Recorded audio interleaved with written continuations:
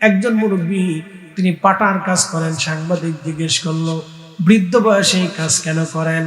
বলতেছে, বাবারে, আমার 8টা সন্তান আছে, 4টা মেয়ে, 4টা ছেলে আমার। বললো, মেয়েদের বাড়ি কি আপনার জায়গা হয় না? বলে, মেয়েদেরকে বিবাহ দিয়েছি, স্বামীর ঘরে চলে গেছে। আমি যদি তাদের বাড়ি থাকি তাহলে জামাই বাবা যে কি মনে করবে, এই জন্য আমি মেয়েদের বাড়ি যাই না। মেয়েদের সুখের কথা চিন্তা করে আমি তাদের কাছে গেলাম না। ছেলেরা চাকরি বাকরি ব্যবসা বাণিজ্য করে, বড় ছেলেটা বড় চাকরি করে।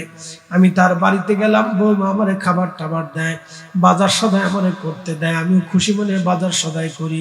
বসে থাকার চাইতে বাজার সদাই করা ভালো। নাতিরাত করে জন্য বাজার সদাই করি, আমারও ভালো লাগে। কিন্তু বৌমা আমারে সন্দেহ করে, বৌমা মনে করে আমি টাকা চুরি করি। বুঝাচ্ছি? আউযুবিল্লাহ নাউযুবিল্লাহ, এটা পরে করে, আগে বুঝছিল। দেখে বুঝছিল? বন্ধু আমার, খুব মনোযোগ দিবেন। মুরব্বী আফসোসের সাথে বলতেছে, প্রত্যেকদিন বাজার করে আনার পরে বৌমা পুঙ্খানুপুঙ্খ হিসাব নেয়। বাবা, এটা কত, এটা কত, এটা কত, এটা কত, এটা কত, এটা কত। আমি টোটাল হিসাব করে বুঝাই দেই। চিন্তা করলাম, বৌমা হিসাব নিতেই পারে তার সংসার। আল্লাহ দুনিয়াতে পাঠাইলেন, কেন বানাইলেন, কিসের জন্য রব্বুল আলামিন আমাদেরকে দুনিয়াতে পাঠাইলেন? গোলামি করার জন্য। আমাদের কাজ কি? মানব হিসেবে দুনিয়াতে আসলাম। বডি আল্লাহ মায়ের রেহেমের ভিতরে বানাইলেন, কিন্তু আত্মাটা রূহের জগৎ থেকে আল্লাহ আমাদেরকে পাঠাইলেন। ওয়ায়াসআলুনাকা আনির রূহি কুলির রূহু মিন আমরি রাব্বি।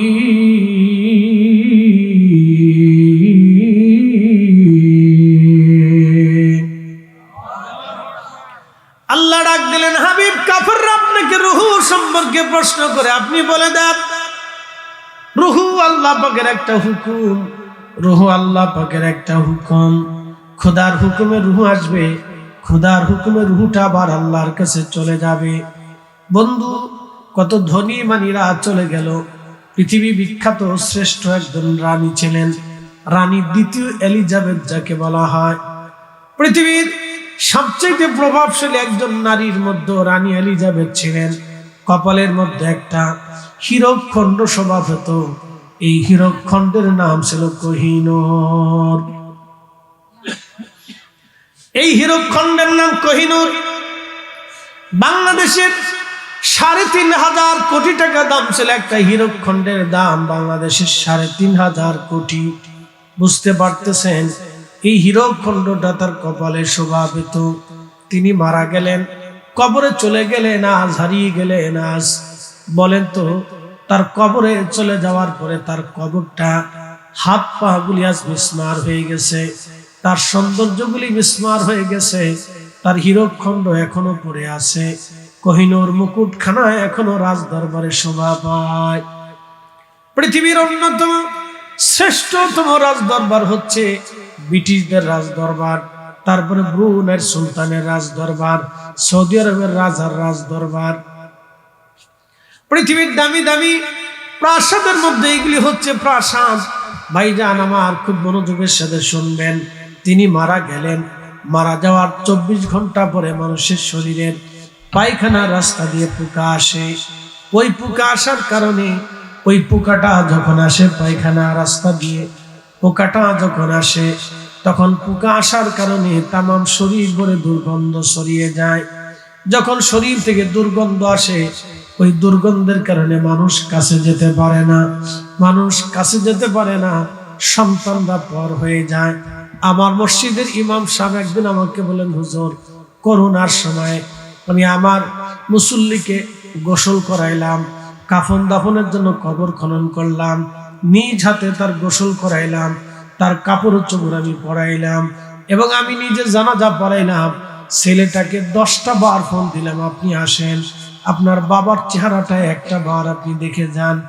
10টা বারই ছেলে জবাব দিল, হুজুর, আপনি নিজে কাজ সেরে নেন, আপনি নিজে কাজ সেরে নেন, বাবার করোনা হয়েছে, আমি বাবার কাছে যেতে পারবো না। আমার মসজিদে ঢাকার শহরে করোনায় মানুষ চিনে দিয়ে গেছে, সন্তানও চিনেছে, সন্তানও করোনায় চিনেছে। করোনার ভয়ে সন্তান বাবার লাশের বসে আসলো না। তার মানে কি, এটা যদি হয় দুনিয়ার হালত, আল্লাহ বললেন ইয়াউমা ইয়াকুনুন নাসু কাল ফারাশিল মাবসুস।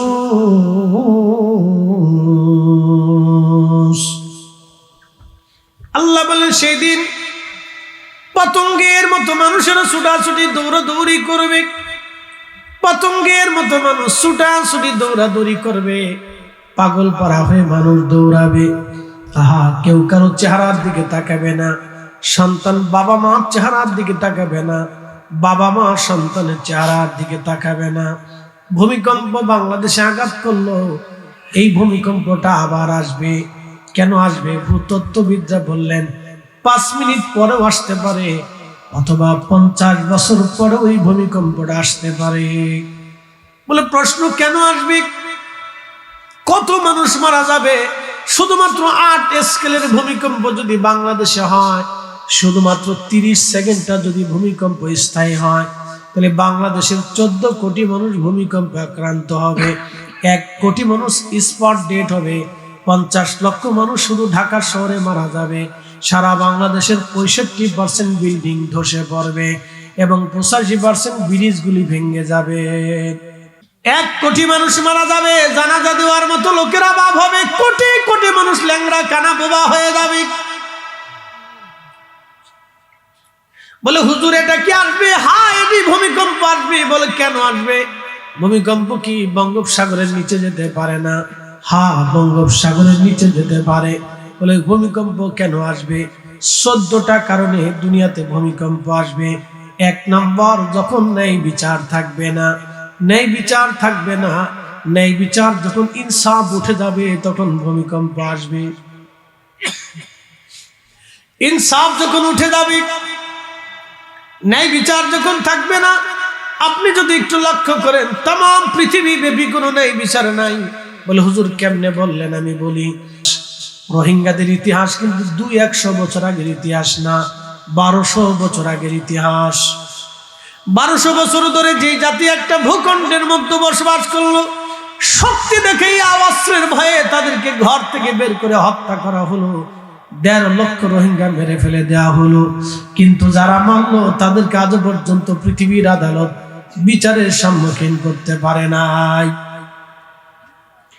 মুসলমান ইরাকে 4 লক্ষ মানুষকে হত্যা করলো বুশ প্রশাসন, 4 লক্ষ মানুষকে হত্যা করলো বুশ প্রশাসন। আজ পর্যন্ত প্রেসিডেন্ট বুশকে কোনোদিনও কোনো আদালতে আজ পর্যন্ত তাকে তোলা হয় নাই। তার মানে বোঝা গেল তামাম দুনিয়াতে কোনো ইনসাফ বলে কোনো শব্দ নাই। এখন প্রশ্ন, তাহলে তাদের জন্য কি গজব আসছে? হ্যাঁ, এসেছে। বলে হুজুর কোন সময় আসলো? গজবের নাম হলো করোনা ভাইরাস। তামাম পৃথিবীতে ছড়িয়ে গেল করোনা ভাইরাস, তামাম দুনিয়াতে ছড়িয়ে গেল, লকডাউন এসে গেল, জনজীবন স্থবির হয়ে গেল, রেলপথ বন্ধ হয়ে গেল, বিমান উড্ডয়ন পর্যন্ত বন্ধ হয়ে গেল, গাড়ি চলাচল বন্ধ হয়ে গেল, ব্যবসা বাণিজ্য স্থবির হয়ে গেল, মানুষ ঘরের মধ্যে বন্দী হয়ে গেল। তারপরেও কি তারা মানুষ বাঁচাইতে পেরেছে? না। শুধু ইউরোপ মহাদেশের ভিতরে, আমেরিকা মহাদেশে প্রায় 20 থেকে 30 লক্ষ মানুষের জীবন চলে গেল।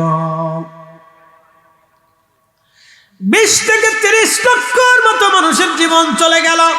কোটি কোটি মানুষ করোনা রোগে আক্রান্ত হলো। সারা পৃথিবীতে 20 থেকে 30 লক্ষ মানুষ মারা গেল। 20 থেকে 30 লক্ষ ফ্যামিলির চোখের পানি আল্লাহ ঝরাইলেন। কোটি কোটি মানুষ আক্রান্ত হলো, ডাক্তাররা পর্যন্ত মারা গেল করোনা ভাইরাসে। কি বুঝলেন? আল্লাহর গজব আছে না নাই আপনি বুঝে নেন। আল্লাহর নবী বলেন 14টা কারণ পৃথিবীতে আসার পরে আকাশ থেকে ধেয়ে আসবে গজব। তার 1 নম্বর গজব হলো আসমান থেকে পাথর নিক্ষেপ হতে পারে, 2 নম্বর জমিনে ভূমিকম্প হবে, 3 নম্বর দুর্ভিক্ষ আসবে, 4 নম্বর বিভিন্ন ধরনের রোগ বালা মুসিবত মানুষের মধ্যে চাপিয়ে দেওয়া হবে। আপনি যদি খেয়াল করেন, আজ থেকে 50 বছর আগে এদেশের মানুষ ডায়াবেটিসের সাথে কোনো সম্পর্ক ছিল না। আজকে যদি খুঁজে দেখেন, ঘরে ঘরে ঘরে ঘরে ডায়াবেটিস, 20 বছরের ছেলের ডায়াবেটিস, 15 বছরের মেয়ের ডায়াবেটিস হয়ে গেছে। সারা পৃথিবীতে 100 জন মানুষ যদি মারা যায় তাহলে 5 জন মানুষ হার্ট স্ট্রোকে মারা যায়। ঘরে ঘরে হার্ট স্ট্রোক ধরে গেল, সকালবেলা নাস্তা করলো, দুপুর বেলা তার জানাজা পড়াইতে হয়। সকালবেলা নাস্তা করছে, দুপুরে তার জানাজা। আল্লাহ নবী বলেন, উম্মতরে তাসবিহ দানা ছিঁড়ে দিলে একটার পর একটা, যেমন ছিঁড়ে ছিঁড়ে টাপ টাপ টাপ টাপ করে তাসবিহ দানা পড়ে, ঠিক ওইভাবে খোদার গজব তোমাদের মধ্যে, দুনিয়ার মধ্যে চেপে যাবে। সারা পৃথিবীতে কোটি কোটি মানুষ ডায়াবেটিসের সাথে সম্পৃক্ত। সারা বাংলাদেশের প্রায় 3.5 কোটি মানুষ কিডনি রোগের সাথে আক্রান্ত, প্রত্যক্ষ এবং পরোক্ষ। ব্রেন স্ট্রোকের সাথে আক্রান্ত। এদেশের 18 কোটি মানুষের ভিতরে মিনিমাম হলো 17.5 কোটি মানুষ অসুস্থ, বিভিন্ন রোগের সাথে সম্পৃক্ত। ভাই আমার বলবেন, হুজুর এগুলি কেন আসলো? একটা কারণে না, 14টা কারণে বাংলাদেশে আসছে, সারা পৃথিবীতে আসছে। মহামারী আসছে, একটা মহামারী চলে গেল, আবার যে কোনো সময় একটা মহামারী সারা পৃথিবীতে হানা দিবে, কোটি কোটি মানুষের জীবন কেড়ে নিয়ে নিবে। বাংলাদেশে আসতে পারে, অথবা বিশ্বযুদ্ধ শুরু হয়ে যেতে পারে, তাম পৃথিবী হত্যাযজ্ঞ, খুন হত্যাযজ্ঞ শুরু হবে। দেশে যে যুদ্ধ বেঁধে যাবে। বলে হুজুর এত গজব কেন আসবে, কিসের জন্য? 14টা কারণে। 1 নাম্বার, পৃথিবী থেকে যখন ইনসাফ উঠে যাবে, ন্যায় বিচার উঠে যাবে, আল্লাহর পক্ষ থেকে গজব আসবে। 2 নাম্বার, রাষ্ট্রের কর্মচারী কর্মকর্তা, রাষ্ট্রের অধীনে অধিকৃত যারা থাকবে, রাষ্ট্রের গুরুত্বপূর্ণ দায়িত্বে যারা থাকবে, রাষ্ট্রীয় পদে যারা থাকবে, তারা রাষ্ট্রের অর্থকে নিজেদের অর্থ মনে করে ভোগ আনন্দ করবে। রাষ্ট্রের টাকা তারা মেরে মেরে খাবে। রাষ্ট্রের গরিবের হক, অন্ধের হক, ল্যাংড়ার হক, বোবার হক, কানার হক, বিধবার হক, এতিমের হক, দুস্থের হক যখন তারা মেরে মেরে দিবে, আল্লাহর নবী বললেন, আল্লাহর আকাশ থেকে তখন গজবের জন্য তোমরা অপেক্ষা করবে, খোদার গজব আসবে। 3 নম্বর, আমানত নষ্ট হয়ে যাবে। আমানত বলে কোনো শব্দ থাকবে না। আজকে আপনি যদি দেখেন আমানত বলে কিছুই নাই বাংলাদেশে, যদি বিশ্বাস না করেন 2-4-5 লক্ষ টাকা কাগজ কলম ছাড়া কাউর একটু হাওলাত দিয়ে দেখেন, আমানত মরে গেছে। টাকা তো পাবেন না, টাকা উঠাইতে যে যুদ্ধ করা লাগবে, মারামারি লাগবে, সালিশ দরবার লাগবে। তাহলে আমানত আছে না নাই? না না, আমানত কই আছে? আমানত মরে গেছে। যদি আরো আমানত বুঝতে চান, আপনার সুন্দরী মেয়েটাকে রাস্তায় ছেড়ে দেন। রাত 10টার পরে যদি আপনি ছেড়ে দেন, ও মুসলমান, এই যে আপনার রাজনগরবাসী, রাজনগর থেকে একটা মেয়েকে রাত 10টার পরে যদি আপনি ছেড়ে দেন, 16 থেকে 20 বছর একটা মেয়ে যদি আপনি ছেড়ে দেয়া বলেন, মা আমার তুমি একা একা ঢাকার শহরে যাও, মেয়েটা ঢাকার শহর পর্যন্ত যাবে, কোনো গ্যারান্টি বাংলাদেশে দিতে পারবেন না। এই কথা কর না কেন? বাংলাদেশে কোনো গ্যারান্টি। 40 বছরের কাজ কি? 40 বছরের কাজ কি? 40 বছরের কাজ কি? 1 নম্বরে আমানতদারিতা, 2 নম্বর সত্যবাদিতা। প্রিয় নবীজি ছিলেন জীবন্ত ব্যাংক। সুইস ব্যাংক থেকে টাকা হারাইতে পারে, বাংলাদেশ ব্যাংক থেকে টাকা চুরি হতে পারে, বিশ্ব ব্যাংক থেকে টাকা চুরি হতে পারে, কিন্তু নবীজি জীবন্ত ব্যাংক ছিলেন। মক্কার মানুষ তখন আইয়ামে জাহিলিয়াতের জমানায় নবীজিকে বলতেন আলা আমিন, বিশ্বাসী বিশ্বাসী বিশ্বাসী বিশ্বাসী। একবার জোরে বলা যাবে আল্লাহু আকবার। শুধু তাদের একটা অপরাধ, তারা বলৎকার করত, সমকামী ছিল। সারা পৃথিবীতে সমকামীর সংখ্যা বেড়ে যাচ্ছে, সারা পৃথিবীতে সমকামীর সংখ্যা বেড়ে যাচ্ছে। বাংলাদেশের সমকামীরা তাদের স্বাধীনতার জন্য আন্দোলন করে। সমকামীরা বলে আমাদের অধিকার দাও। আচ্ছা বলেন, কুত্তায় কি কোনোদিন আন্দোলন করছে আমরা পুরুষ কুত্তায় আকাম করবো, আমরা অধিকার দাও? কুত্তায় চিন্তা যা করলো না, সুরে যা চিন্তা করলো না, মানুষ তার থেকে বেশি চিন্তা করে ফেলছে। এই কথা কর না কেন? গজব ওদের কারণে। আল্লাহর নবী বললেন, বেহায়াপনা তামাম দুনিয়াতে ছড়িয়ে যাবে, তখন গজবের অপেক্ষা করবে। প্রচুর পরিমাণে গান বাদ্য বাজবে, এত পরিমাণে হবে, প্রকাশ্যে গান বাদ্য চলবে, প্রকাশ্যে নাচানাচি হবে, প্রকাশ্য জানা হবে। আজকে প্রকাশ্য যদি জানা দেখতে চান, তাহলে আপনারা বিনোদন কেন্দ্রের মধ্যে চলে যাবেন, পার্কে চলে যাবেন, বিনোদন কেন্দ্রে সি বিচ গুলিতে চলে যাবেন। যাওয়ার পরে দেখবেন বেহায়াপনার কোনো শেষ নাই। এটা তামাম পৃথিবীতে মহামারীর মতো ছড়িয়ে গেছে। আল্লাহ এই কারণে একটা রোগ দুনিয়াতে ছড়িয়ে দিয়েছেন, এই রোগের নাম হলো এইডস। সারা পৃথিবীব্যাপী রোগ ছড়িয়ে গেছে, যৌন রোগ এত ভয়াবহ ভাবে ছড়িয়ে গেছে তামাম পৃথিবীতে। এটা আল্লাহর পক্ষ থেকে গজব, আল্লাহর পক্ষ থেকে গজব। ধীরে ধীরে পুরুষের শক্তি কমে যাবে, নারীদের শক্তি বেড়ে যাবে। পুরুষের সংখ্যা কমে যাবে, নারীদের সংখ্যা বেড়ে যাবে।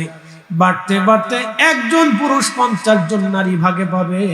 এটা কিয়ামতের আলামতের সুগরার একেবারে শেষ পর্যায়ে আসবে। একজন পুরুষ 50 জন নারী ভাগে পাবে, তখন পুরুষরা নির্যাতনের শিকার হবে। নারীরা পুরুষদেরকে ধরে নিয়ে যাবে, কঠিন পরিস্থিতি হবে। তখন ভয়াবহ পরিস্থিতি এমন পর্যায়ে চলে আসবে, তখন আলেম জানেন সাধারণ আর সবাই পরিস্থিতির শিকার হয়ে যাবে, ভয়াবহ শিকারের মধ্যে পড়ে যাবে তারা।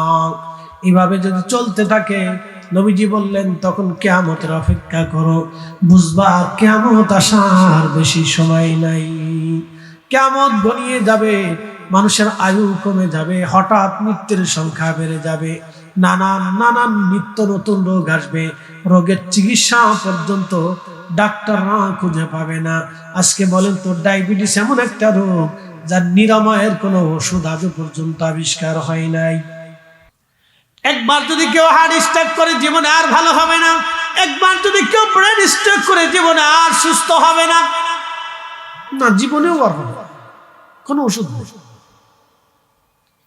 কোনো ওষুধ নাই, জীবনেও আর সুস্থ হবে না, কোনো ওষুধ নাই।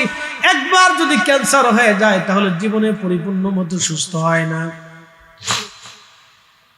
একবারে পরিপূর্ণ মতো সুস্থতার কোনো ওষুধ এখনো হয় নাই, চেষ্টা চলতেছে ভাই আমার। এইভাবে আল্লাহর গজব তিলে তিলে নামতে থাকবে। আরো একটা কারণে গজব নবী বললেন আসবে, সন্তানরা পিতা মাতার অবাধ্য হয়ে যাবে, বাবা মা আরো অবাধ্য হয়ে যাবে। কোটি কোটি কোটি কোটি মানুষের ভিতরে লক্ষ লক্ষ সন্তানরা বাবা মার অবাধ্য হবে। আজকে সেই সমাজ এসে গেছে, বাবা আমাকে এই দেশের 100% যুবকের ভিতরে প্রায় 80% যুবকরা বাবা মাকে মানে না। কি কথা কর না কেন? 100% এর ভিতরে 80% মানে না।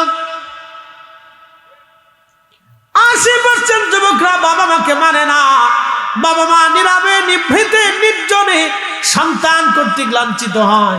সেদিন খবরে দেখলাম একজন ভদ্রলোক, তিনি ঢাকা কলেজের সাবেক ইংলিশ প্রফেসর ছিলেন। আমাদের রাজবাড়ির ট্রেন স্টেশনে বসে আছে। সাংবাদিক জিজ্ঞেস করলেন, এই বৃদ্ধকালে আপনার পরিচয় কি? তিনি ইংরেজিতে বললেন, আমি সাবেক ঢাকা কলেজের ইংরেজি ডিপার্টমেন্টের প্রফেসর। আমাদের দেশে যতদিন যায় ততদিন আমরা পাপের দিকে নিমজ্জিত হচ্ছি। বাবা মারা অবাধ্য হলো, একজন না দুইজন না, এইভাবে হাজার হাজার লক্ষ লক্ষ সন্তানরা বাবা মার অবাধ্য হয়ে যাচ্ছে। যত বেশি অবাধ্য হবে, তত বেশি আল্লাহর আসমান থেকে গজব আসবে। শুনে যান আপনারা পরিসংখ্যান। সারা পৃথিবীর উন্নত বিশ্বগুলিতে আর একটা সমস্যা আছে। সমস্যা হচ্ছে পৃথিবীর উন্নত বিশ্বগুলিতে বৃদ্ধাশ্রম বেশি। মানুষ যখন বৃদ্ধ হয়ে যায় তখন একাকিত্ব বরণ করে, কিন্তু না, মানুষ যখন বৃদ্ধ হয়ে যায় তখন একাকিত্ব বরণ করে মানুষেরা। উন্নত বিশ্বগুলিতে বৃদ্ধ মানুষদেরকে বৃদ্ধাশ্রমে পাঠিয়ে দেওয়া হয়, কিন্তু আমাদের বাংলাদেশে তা না। আমাদের বাংলাদেশে মা এবং বাবাকে নিজেদের সাথেই রাখা হয়, নিজেদের সঙ্গে করে রাখা হয়, নিজেদের পরিবারের মধ্যে রাখা হয়। কিন্তু দুর্ভাগ্য, আমাদের ঘরে এমনও নারী, এমনও স্ত্রী আমাদের ঘরের মধ্যে আসে যারা বৃদ্ধ বাবা আমাকে সহ্য করতে পারে না। কি কথা বল না কেন?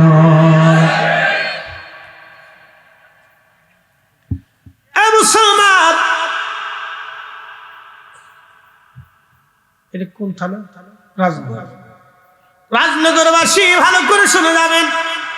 পৃথিবীর উন্নত বিশ্বের নারীরা জ্ঞানে বিজ্ঞানে অনেক আগানো, অনেক বড় মেধাবী ডক্টর, ডাক্তার, উদ্যোক্তা, অর্থনীতিবিদ, ব্যবসায়ী, তারা নতুন নতুন প্রজেক্ট করে। তারা যদি কৃষিকাজও করে দেখবেন, তারা নতুন নতুন প্রজেক্ট করে। নারীরা কৃষিকাজ সামলায়, বড় বড় খামার করে। আমাদের দেশের নারীদের কাজ কি? ঘরের ভিতরে থাকে। আমাদের দেশের নারীরা কি কাজ করে জানেননি? ঘরের মধ্যে বসে বসে খালি গবেষণা করে, শাশুড়িরে ঘর থেকে কেমনে বের করা যায়, শ্বশুরে কেমনে ঘর থেকে তাড়ানো যায়, নতুবা শ্বশুর শাশুড়ি থেকে নিজেরা কেমনে জুদা হওয়া যায়। মুসলমান ভালো করে শুনে নেবেন হাজিরিন, এইভাবে যদি বাড়তে থাকে তাহলে আগামী সমাজ ধ্বংস হয়ে যাবে। আগামীর দিন আমাদের জন্য ভয়াবহ অন্ধকার চলবে।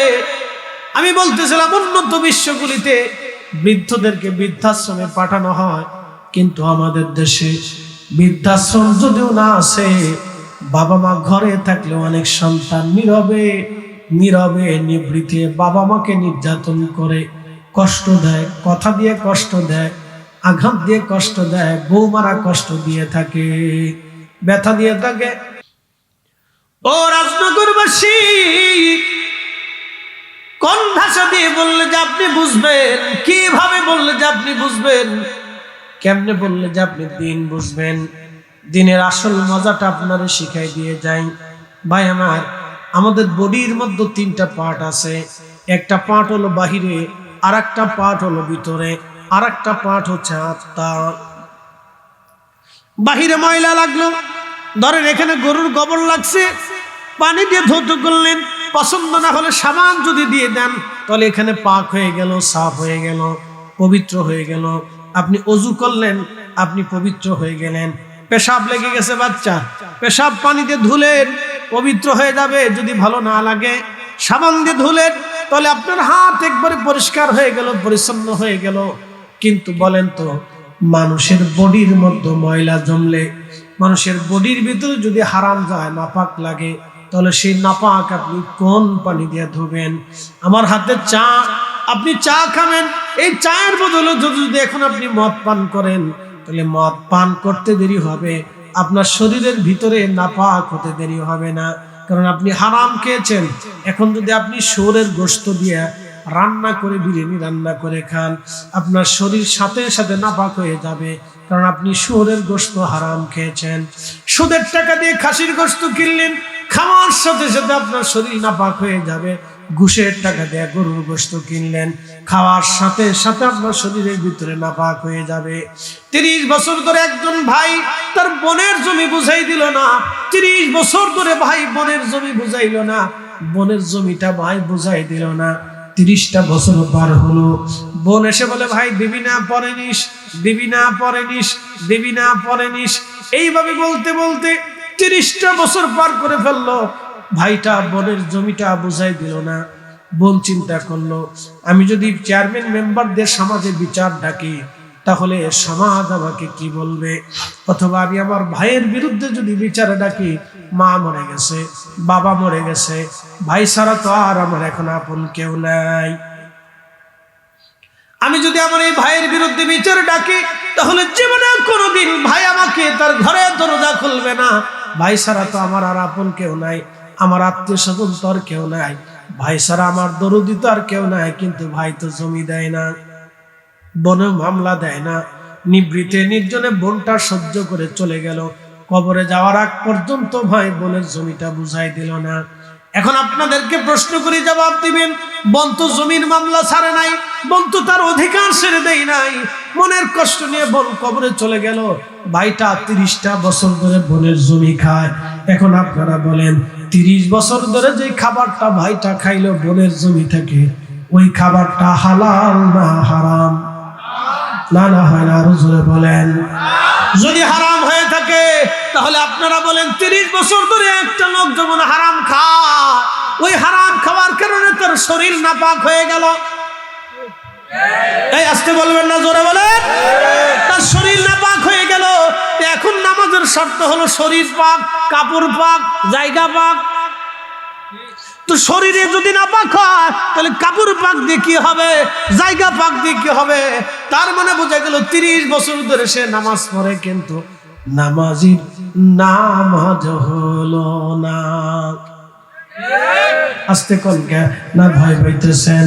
একসাথে ধরে বলেন ঠিক না বেঠে? নামাজির নামাজ হলো না, নামাজির নামাজ হলো না। হাজির হজ হলো না, বলে কারণ কি? খাবার হারাম। রোজাদার রোজা হলো না, বলে কি? খাবার হারাম। আচ্ছা আপনাদের কি বলি, ইফতার করার সময় শরবত খান না? এখন যদি এক গ্লাস মদ দিই, ইফতার করবে? জোরে বলে, আরো জোরে বলে। পানির ভিতরে যদি এক ফোঁটা গরুর পেশাব দিয়ে ইফতার করে, করবে? কারণ কি? হারাম। জোরে বলেন, কারণ কি?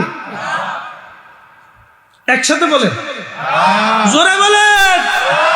শিখাই দিয়ে যায়, ইসলাম শিখে যাবেন, ওটা হারাম। যদি এক ফোঁটা গরুর পেশাব দিয়ে শরবত বানানো শরবত আপনি সারাদিন পরিশ্রম করে রোজা থাকার পরে যদি খেতে না চান, তাহলে সুদের টাকা দিয়ে যেই বেটা খেজুর কিনে আনলো, ওই বেটার খেজুরের অবস্থা কি? রোজা হবে? রোজাদারের রোজা হলো না।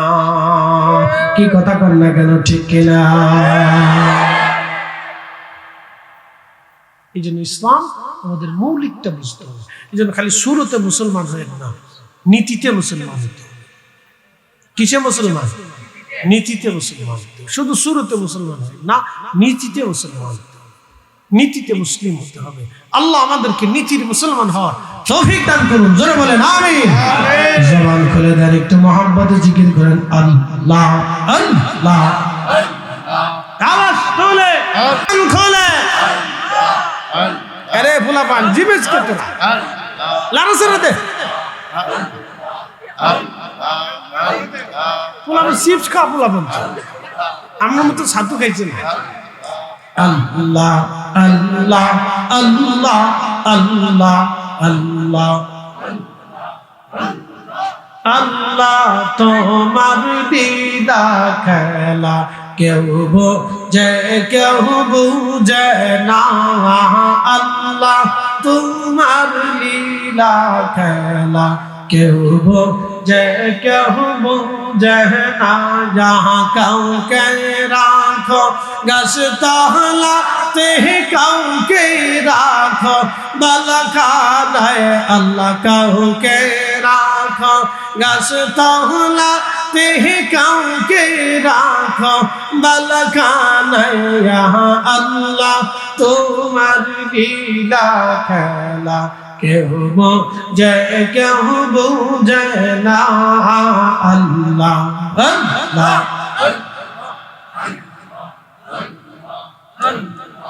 ইব্রাহিম তোমার নবী ছিল, নমরুদের আগুনে ফেলল। ইব্রাহিম তোমার নবী ছিল, নমরুদের আগুনে ফেলল। আগুন হইল ফুলবাগিচা, পশম কেনে করল না। আল্লাহ আগুন হইল ফুলবাগিচা, পশম কেনে করল না। আল্লাহ তোমার লীলা খেলা কেউ বোঝে কেউ বুঝে না। আল্লাহ আল্লাহ।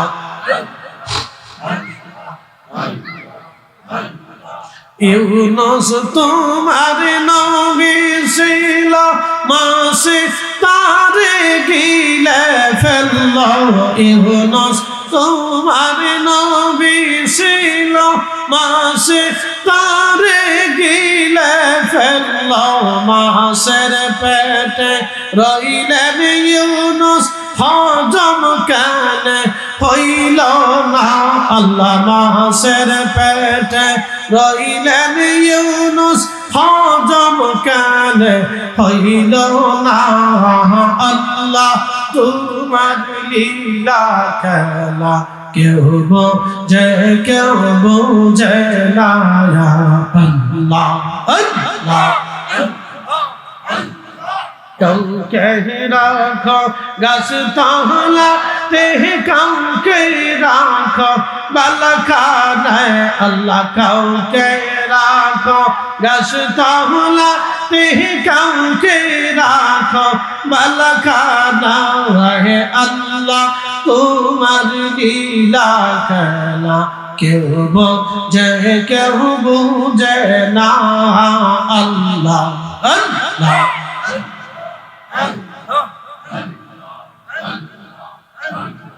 মানুষ বাহানাইছে গো আল্লাহ মানুষ বাহানাইছে গো আল্লাহ প্রেমের কারণে প্রেমের ডোরে বান্দরে মদিনার শানে আল্লাহ আল্লাহ আল্লাহ আল্লাহ আল্লাহ বানা ইলাম কত জাতি হইল না তোর প্রেম প্রীতি আল্লাহ বানা ইলাম কত জাতি হইল না তোর প্রেম প্রীতি অবশেষে মানুষ বানায় অবশেষে মানুষ বানায় প্রেমের কারণে প্রেমের ডোরে বান্দরে মদিনার শানে আল্লাহ আল্লাহ মানুষ বাহানাইছে গো আল্লাহ মানুষ বাহানাইছে গো আল্লাহ প্রেমের কারণে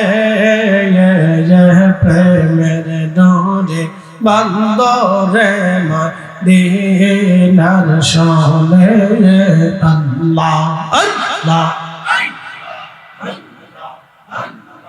আল্লাহ বাহানা গিলেন আসমান জমিন আর বানাইছেন রাহমত রোজার দিন হাবিবকে পাঠাইলেন গো আল্লাহ আদমকে বানাইলেন গো আল্লাহ প্রেমের কারণে প্রেমের ডোরে বান্দরে মদিনার শানে আল্লাহ আল্লাহ লা ইলাহা ইল্লাল্লাহ মুহাম্মাদুর রাসূলুল্লাহ সাল্লাল্লাহু আলাইহি ওয়াসাল্লাম আরশ से ज्यादा मर्तबा वाला रोज़े रसूलुल्लाह का उनसी रोज़े अनवर पर गुनाहगार की लाखों सलाम या नबी ना बल इंसा इल्ला लियाबुदू গোলামি ছাড়া আল্লাহ আর কোন উদ্দেশ্যে আমাদেরকে দুনিয়াতে পাঠান না আল্লাহ জবাব দিয়ে দিয়েছে আল্লাহ আমাদেরকে পাঠাইছেন শুধু আল্লাহর ইবাদত করার জন্য ভিন্ন কোনো উদ্দেশ্য আল্লাহ এখানে রাখেন না এইজন্যই আল্লাহ আমাদেরকে দুনিয়াতে পাঠিয়েছেন এখন দুনিয়াতে আসার পরে আমাদের কাজ কি এই যে মানব আকৃতি দিলেন সুন্দর সুরত দিলেন ইচ্ছা করলে গরু গাধা ঘোড়া কুকুর বিড়াল ছাগল হাঁস মুরগি ভেড়া বকরি বন্য কোনো প্রাণী করে আল্লাহ পাঠাইতে পারতেন কিন্তু না আশরাফুল মখলুক বানিয়েছেন সৃষ্টির সেরা জীব হিসেবে কবুল করেছেন একসাথে বলা যাবে আল্লাহু আকবার মানুষ হইয়া ভবেতে আসিয়া মানুষের করিলাম কি মানুষ হইয়া ভবেতে আসিয়া মানুষের করিলাম কি আমি নবী না মানিলাম কি যে ভুল করিলাম ভস্মে ঢালিলাম ঘি মানুষ হইয়া ভবেতে আসিয়া মানুষের করিলাম কি। প্রিয় উপস্থিতি, প্রত্যেকটা শ্রেণী প্রাণীদেরকে আল্লাহ স্বতন্ত্র অনুভূতি দিয়েছেন, জীবন দিয়েছেন। জীবনের ভিন্ন ভিন্ন পথ, ভিন্ন ভিন্ন রাস্তা আল্লাহ মানব জাতিকে দিয়েছেন। ভিন্ন ভিন্ন করে আল্লাহ দিয়েছেন, প্রত্যেক জাতিকে আল্লাহ দিয়েছেন।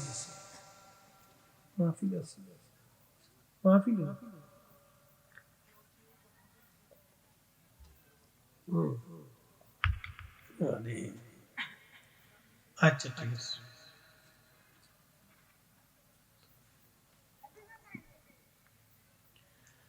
আল্লাহ রাব্বুল আলামিন প্রত্যেকটা জাতিকে স্বতন্ত্র অভ্যাস, জীবন উপকরণ আল্লাহ দান করছে।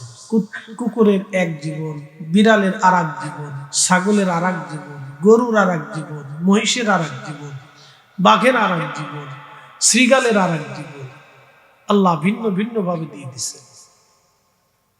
ইচ্ছা করলে আল্লাহ সবকে এক বানিয়ে দিতে পারতেন, কিন্তু দেন নেই। এটি আল্লাহ সৃষ্টির মহাপরিক্রমা, আমাদেরকে আল্লাহ দিছে। প্রিয় উপস্থিতি হাজিরিন, খুবই মনোযোগের সাথে শুনবেন। বলেন ভাই।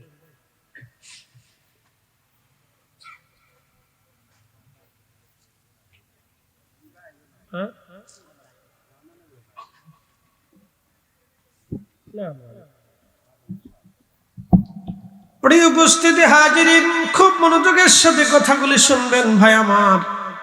রব্বুল আলামিন আমাদেরকে বললেন, আমি তোমাদেরকে সৃষ্টি করলাম আমার ইবাদত গোলামি করার জন্য, অন্য কোন উদ্দেশ্যে আল্লাহ আমি বানাই নাই। এই সমকামিতার কারণে পৃথিবীতে গজব আসবে, বেহায়াপনার কারণে পৃথিবীতে গজব আসবে।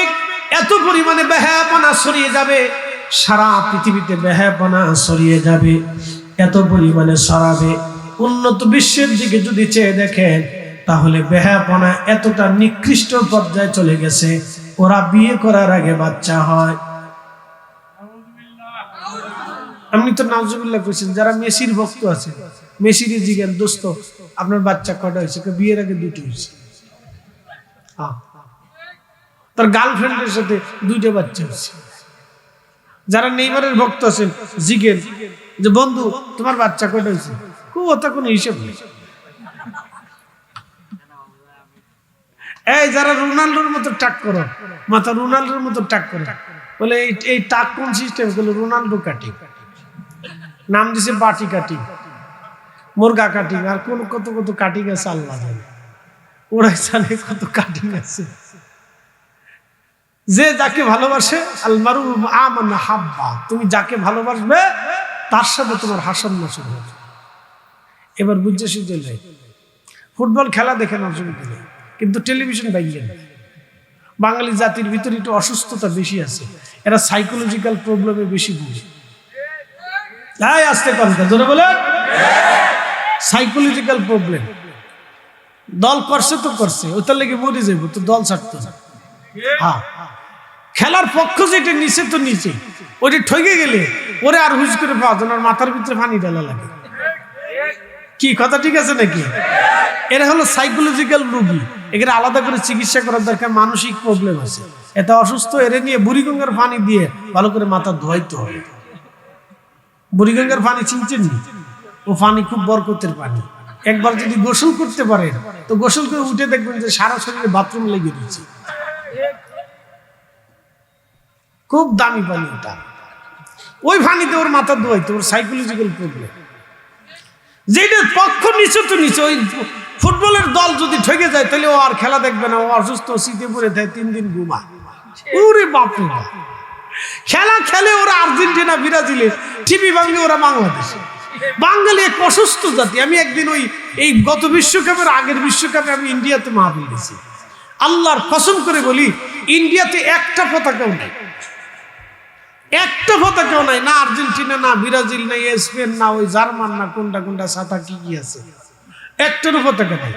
বাংলাদেশে ঢোকার পরে দেখি মোড়ে মোড়ে কোনায় কোনায় মানকেছে ভাই, বিল্ডিং এ, ছাদের উপরে, গাছে, তারপরে কারেন্টের খাম্বার ভিতরে 3 কিলোমিটার লম্বাব্যাপী, 6 কিলোমিটার লম্বাব্যাপী ওই আপনার এই পতাকা ঝুলিয়ে দিয়ে দিচ্ছে। এটা চেনা যায় না যে এটা বাংলাদেশ না আর্জেন্টিনা না ব্রাজিল না স্পেন না জার্মানি, বুঝার কোনো কায়দা নেই, কিন্তু পতাকা টানে দিচ্ছে। আবার এগেরও যদি আপনি কম যে বাইরে ওই গরিব মানুষ না খেয়ে রয়েছে, ওদের জন্য আপনারা 5,000 টাকা দেন, ওই অমুক চাচির অসুস্থতা ওষুধ কিনে দিতে হবে 2,000 টাকা দেন, তা দেবে না, কিন্তু পতাকা ঠিকই টানা। তাহলে এগুলো সাইকোলজিক্যাল প্রবলেম, মনস্তাত্ত্বিক সমস্যা। ডাক্তার দেখাইতে হবে, মনোবিজ্ঞানী দেখাইতে হবে। হ্যাঁ, ওর অসুস্থতা আছে। আর যদি না সারে তাহলে ওর ধরে নিয়ে বুড়িগঙ্গার পানিতে নিয়ে সুন্দর করে সুবাই 100টা ডুব দেওয়া হইতে হবে, ডুবা,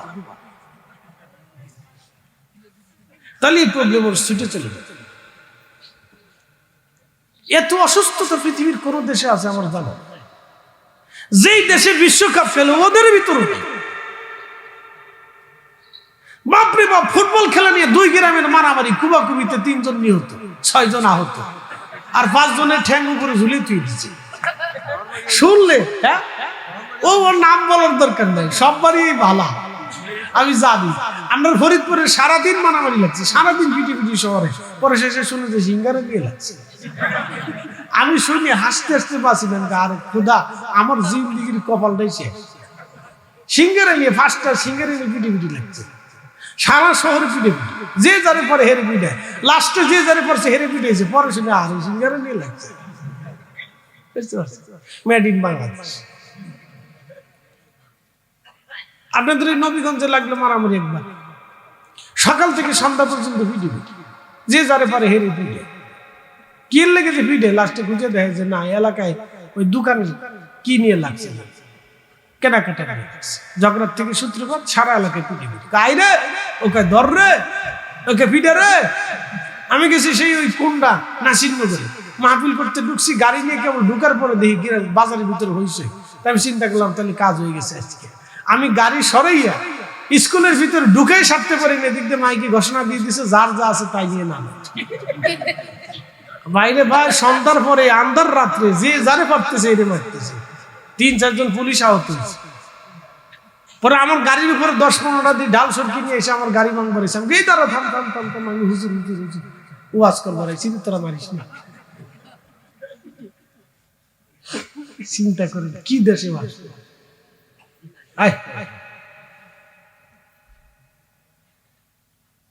এই যে প্রবলেম, এগুলি কবে যাবে আমরা জানি না, কবে শেষ হবে আমরা কেউ বলতে পারি।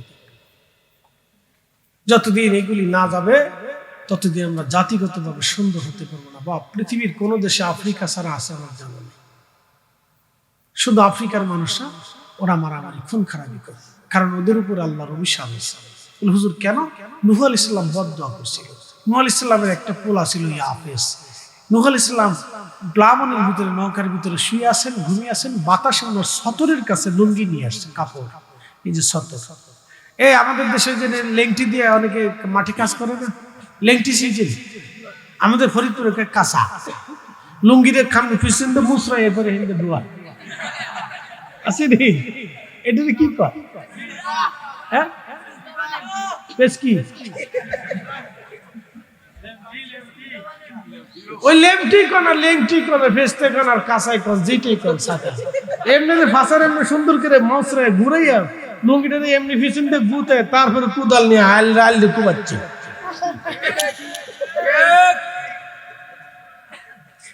এই যে গিরের উপরে যে আপনি কাপড় উঠাবেন, ওঠানোর সাথে ফরজ তরক হবে। জোহরের নামাজ না পড়লে যে গুনাহ, গিরের উপরে কাপড় উঠালে সেই গুনাহ ফরজ তরক করছে, এক কথাই শেষ। আর বেডিদের হলো টাকনুর উপরে কাপড় উঠালে, এই যে টাকনুর নিচে পার উপরে, এই টাকনুর উপরে কাপড় উঠালে বেডিকের ফরজ তরকের গুনাহ। কিন্তু বেডিরা কাপড় উঠায় উপরে, আর বেডারা কাপড় নামায় নিচে। বেডিরা উপরে কাপড় উঠায় উড়ে, এটা বলে স্টাইল। তারপরে আবার পাঙ্কু চুঙ্কু করে রাস্তা দিয়ে হাঁটে, এটা তো বলে লাভ নেই। অন বুরকালে বেডিরা টিকটক করা দিচ্ছে, বাপরে মাম বুরকারে ফুইয়ে কত বাপরে লইয়া তারপরে টিকটক করে। শয়তানে কয় খালা রে তোরা থাকতে আমার আর কোনো যাবে না, আমি পালা। বোরকা লাগানো যেহেতু পাইছি তাহলে আর আমার কোনো চিন্তা নেই, বাকিটা ধরা কোনো ব্যাপারই না। শয়তান কোথাকার দেশে কি পরিমাণে যে শয়তান হয়েছে আমি চিন্তা করে মাঝে মাঝে কুলাইতারি না। আল্লাহ, তুই বেডি মাদ্রাসায় পড়স, তোর ওই বোরকা বই নিয়ে হাত মোজা পা মোজা বই নিয়ে ও টিকটক বানানোর দরকার কি? সেরি শয়তান কোথাকার। আবার লিখে দিছে ফজরের নামাজ পড়ছো নি, শয়তান এটা বাপরে বাপ, এতে আবার ফজর উপর এতে আবার ফজর উপর।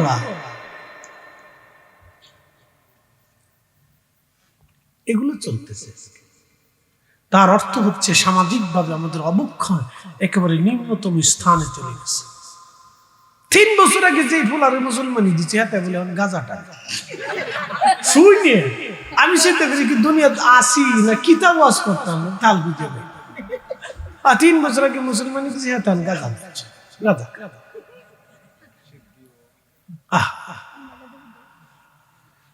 প্রিয় উপস্থিতি হাজিরিন, প্রিয় নবী বললেন বেহায়াপনা তামাম দুনিয়াতে ছড়িয়ে যাবে, প্রকাশ্য মানুষ জানা করবে, প্রকাশ্য নারীরা নাচানাচি করবে, বেহায়াপনা হবে।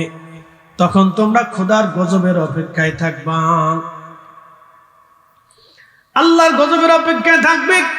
প্রিয় নবী বলেন আমার উম্মতেরা আহা প্রকাশ্য গান বাদ্য চলতে থাকবে, প্রকাশ্য গান বাজনা। তার বাস্তব প্রমাণ হলো মোবাইল। খুবই সুন্দর একটা দ্বীপ, এই দ্বীপের ভিতরে আমি গেলাম, মাজার শরীফ জিয়ারত করতে গেলাম, জোহরের নামাজ পড়তে গেলাম, দেখি আজানের আগে মুয়াজ্জিন সাহেব 15 মিনিট পর্যন্ত দুরূদ শরীফ পড়লো। আসতে হলো কেন? জোরে বলে। বাংলাদেশে হলে বেদাতকে সিল্লাইয়া মুনাজারে আজম পাতিলের আতঙ্ক, এক একজন বিশ্ববিখ্যাত শাইখে মাদানি হয়ে গেছে। এরা খালি ধর্ম চলে গেছে, অথচ ঘুষখোর আগে পর্যন্ত দেশে বন্ধ করতে পারে না। এই ঘুষখোরের জ্বালা বাংলাদেশটা আজকে ধ্বংস হয়ে গেছে। কি কথা বলেন? আপনি এই দেশের ঘুষখোর বন্ধ করে দেন, কিচ্ছু করা লাগবে না, দেশে একবারে তারের মতো সুযোগ হয়েছে। এদেশে সব আলেমরা পীর মাশায়েখরা এক জায়গায় বসে যদি সিদ্ধান্ত নেয় আমরা বাংলাদেশে কোনো ঘুষখোরের টাকা নেব না, ওর টাকা মসজিদ হবে না, মাদ্রাসা হবে না, এতিমখানা হবে না, ওর টাকা আমরা নিব না, ওর সাথে আত্মীয়তা করবো না, ওর জানাজার নামাজ আমরা পড়াবো না, ওর কবরও দেব না। দেখবেন যে ঘুষখোর কমে গেছে। 95% ঘুষখোর দেখবেন নাই, ও দাফন হয়ে যাবে মাটির নিচে। আমরা হেতালে নাই, আমরা হচ্ছে মিলাদ বন্ধ করতে। মিলাদুন নবীর জুলুস করলে আর এক দলের শরীরের ভিতরে সেতে উঠতে যায়, তখন সেটা চুলকানি লাগে, ওনার চুল কাটছে, ওনার চুল কাটছে, ওনার তখন চুলকানি কষ্ট দিচ্ছে না। আল হক মরল, হক হলো তিতা, উস্তে উস্তে গরম।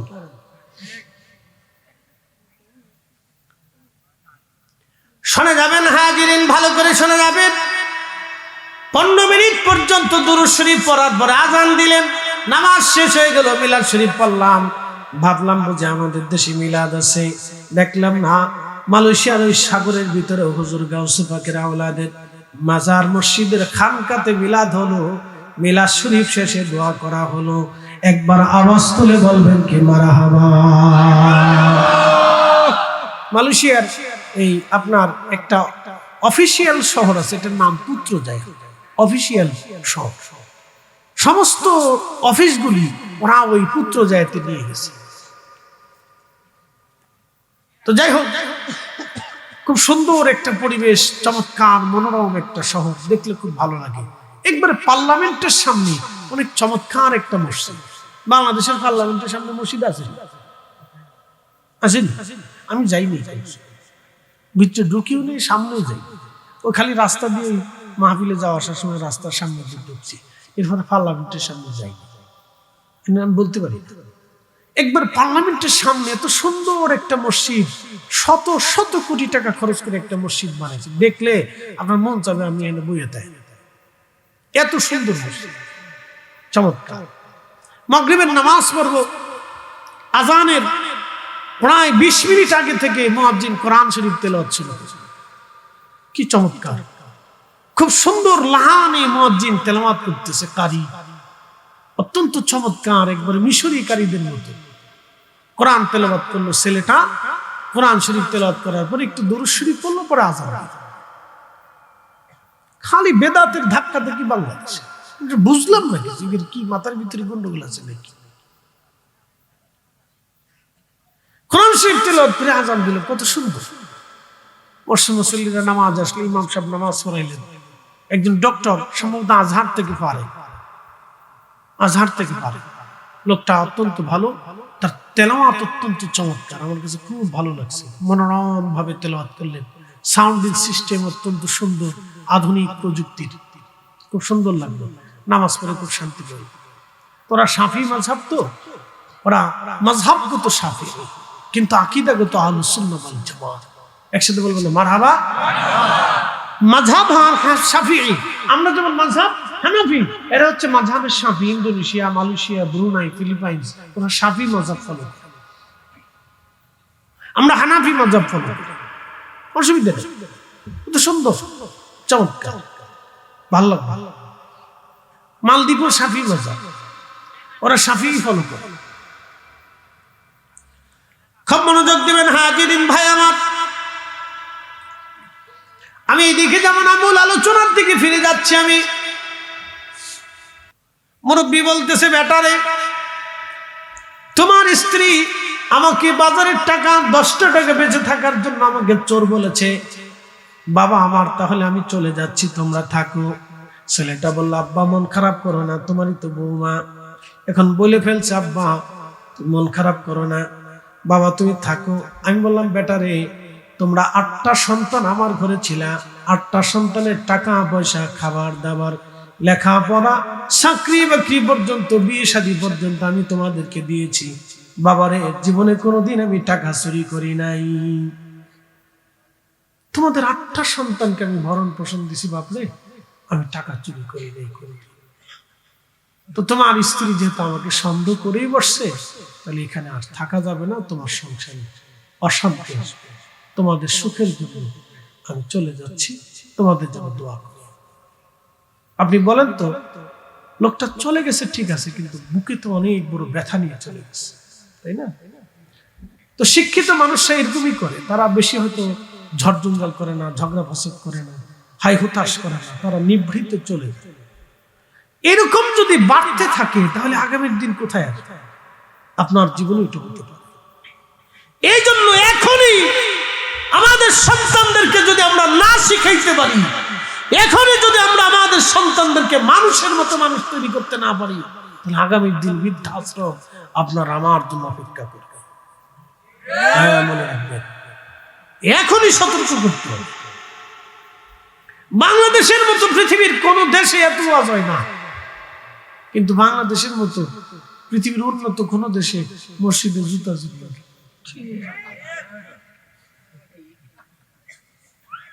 এদেশের মতো এত জুতা চুরি, গরু চুরি কোন দেশে আছে আমার জানা।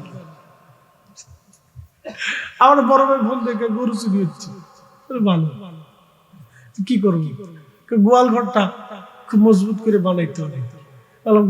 বাটঝান আছে আমাদের, বড় বাটঝান আছে আমাদের, নয় পাখির উপর, তার 5 বিঘে জমির উপরে বাড়িটা।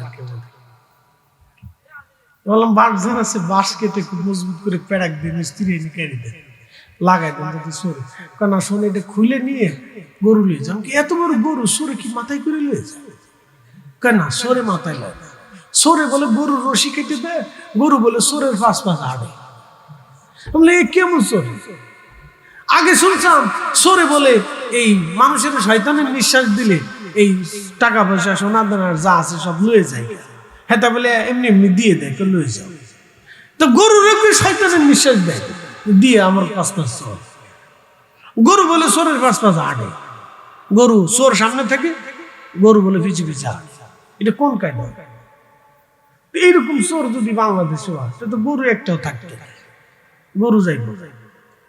এই অবস্থা চলতেছে। উম্মতে মুহাম্মাদি গরু চুরি করে, এই কথা বললে ইজ্জত থাকে? এই উম্মত গরু চুরি করে, এই কথা বললে সম্মান থাকে? কি করে সম্মান থাকবে বলেন তো? যেই নবীকে এই রজব মাসে রব্বুল আলামিন মেরাজের রাত্রিবেলা নিয়ে সপ্তম আসমান পাড়ি দিয়ে আল্লাহর আরশে মুআল্লার ভিতরে নিয়ে আল্লাহর সাথে গল্প করেছে, রাসূলের সাথে আল্লাহ গল্প করেছে। রাইতু রাব্বা আজ্জা ওয়া জাল্লা ফি আহসানি সূরতি, আমি আমার রবকে সেই দিন উত্তম সূরতে দেখেছিলাম। একসাথে বলে দেবে আল্লাহু আকবার। না হয় না আরো জোরে বলেন আল্লাহু আকবার। সেই নবীর উম্মত গরু চুরি করে, সুদ খায়, ঘুষ খায়, অন্যের জমি মেরে দিচ্ছে, টাকা মেরে দিচ্ছে, অন্যের হক মেরে দিচ্ছে, দোকান চুরি করছে, অন্যের দোকান মেরে দিচ্ছে।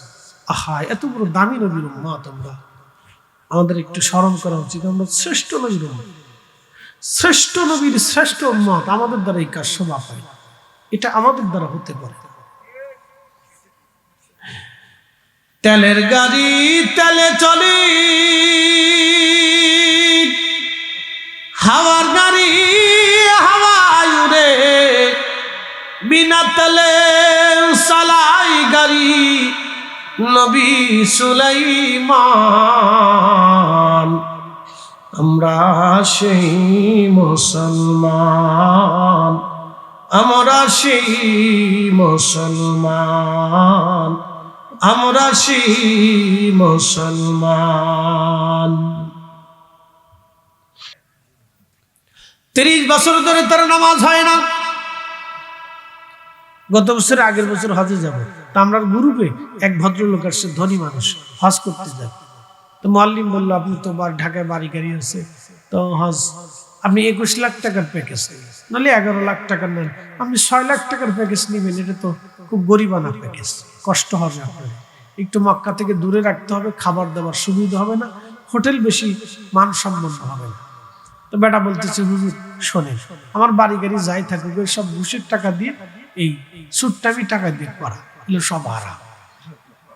মাসলা বুঝেছো? ওরে দেখছি না হারাম, কিন্তু ওই হজের জন্য যে 6 লাখ টাকা জোগাড় করছি, এটা আব্বার জমি টমি বেশি, আমি যেটা ভাগে পাইতাম ওটা বেশি টেশি হালালটা জোগাড় করছি। আমি জানি হারামটাই হজ হইতো না।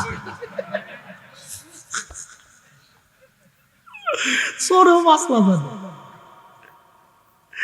কিন্তু এখন প্রশ্ন, হেতে তো চালাকি করিয়া হালাল টাকা দিয়ে হজে যাইতেছে, কিন্তু এতদিন যে হারাম টাকার খাবার খাইছে, কি কথা কন না কেন? এতদিন যে হারাম টাকার খাবার খাইছে, ওই খাবার তো শরীরের ফ্যাটের ভিতরে যে রক্ত হইছে, গোশত হইছে, তাহলে গোশত হারাম, রক্ত হারাম, কলিজা হারাম, হেসপা হারাম, মগজ হারাম, দেহ হারাম, চামড়া হারাম, শরীর দেয় না পা। হাজির হজ হলো না, হাতেই যাইয়া ওই আপনার মাকে কি বলে, আপনার আরাফাতে থেকে মুজদালিফাতে এসে রাত্রি যাপন করে 21টা পাথর তিনি টুকলার ভিতরে নিয়ে হাজির রওনা দিল। আজকে শয়তানরে পাইছি। মুজদালিফা থেকে হাঁটা শুরু করতে, জমারাতে যে ছোট শয়তানকে প্রথম দিন পাথর মারতে। শয়তান কয়টা? 3টে, ছোটটা আগে প্রথম দিন ছোটটারে মারবে। তো হাজি খুব ধম্ব করে যাচ্ছে, আজকে শয়তানরে পাইছি, জীবনে শয়তানরে পাথর মারতে পারিনি, আজকে মারবে। তো শয়তানও দূরে দাঁড়ায় দেখে, আজকে কেডায় আমার পাথর মারি দেখবো। তো শয়তান দূরে দাঁড়ায় দেখে যে এক হাজি আসতেছে, ঘুষি হাজি, ঘুষি হাজি ঘুষ করে। তো শয়তানরা যখন পাথর মারে, শয়তান হাসে, দোস্ত তুমি আমার পাথর মারতে আইছো।